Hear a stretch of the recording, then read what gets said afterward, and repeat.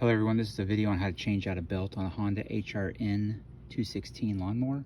I could not find anything on the internet on how to do this specific model, probably because it's still pretty new. Anyway, this is how I did it. I'm sure I did not do everything the way that a shop manual would tell you, but I did figure out how to get it undone. So what I needed for this was a 10mm socket, 14mm deep well socket, ratchet and extension, flathead screwdriver. I also went a little bit off script, probably on what the manual said, because I didn't have the right tool, but I did end up using a big pipe wrench. Also for the taking off the blade, I believe this was a 15mm bolt, I'm pretty sure, that I had to take off. So first thing you're going to do is take off the blade. I went ahead and kept the screws in there just so I don't lose them.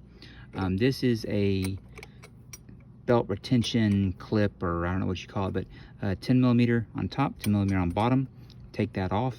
That will give you access to take the belt off of this side of the blade, or sorry, this side of the pulley. That was a pretty easy part. Also, I wouldn't take this off. You can do it without it. If for some reason you did take it off, be careful. There is a pin that keeps this thing from spinning. I'm sorry, a key, and that will need to go in there. And when I did it on accident the first time, not knowing, and it fell down in here, and it was a little hard to get off. So I would leave this piece on, leave this bolt in. That was the easy part. So the harder part for me was trying to figure out how to get this back pulley off. So this is the pulley, I already have it off, but you basically, I had to end up taking the entire rear wheel assembly out. To do that, there's two 10mm bolts here and here. Take those off. That will loosen up this entire wheel assembly and the transmission. It's still connected with these cables here. This is your self-propelled cable and your spring. So this is a spring that when you let go of the self-propelled, this piece, the part that pulls it back. So when I undid the transmission, this whole thing just kind of fell apart, and I had to figure out how it went. But if you feel up in here, it's up in here, you'll feel a little slit. So what happens is, once it's connected, is you put it in and then you turn it, and then that'll lay flat down, and this will keep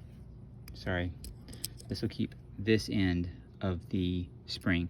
What I did is I wanted to make sure that I took pictures of everything as I was taking everything out. And so when you do that, what I did was I remembered that the opening goes forward. So then you just have to figure out which way this goes on. So I can tell I have it backwards now. So if this goes forward, then this just slips in that way, and it lays flat up against the side. So I would just encourage you to take pictures of everything if you're unsure as you're taking them out. So once I got the entire wheel assembly with the transmission out, this is the part where I probably went off script on what a real mechanic would do. Is I end up getting, let me back up and just say, I suspect that there's a piece that fits in here, similar to when you're changing out your, like a grinder blade. Fits in here, locks that down, and then you can unscrew this. I didn't have that piece, so I just used a pipe wrench, tightened it down on this, then unscrewed this. You'll need a 14mm deep well socket for this. Took this off, took this top part of this pulley off, then you can just slide out your old belt.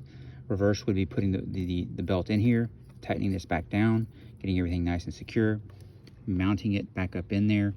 This is where one end is where your self-propelled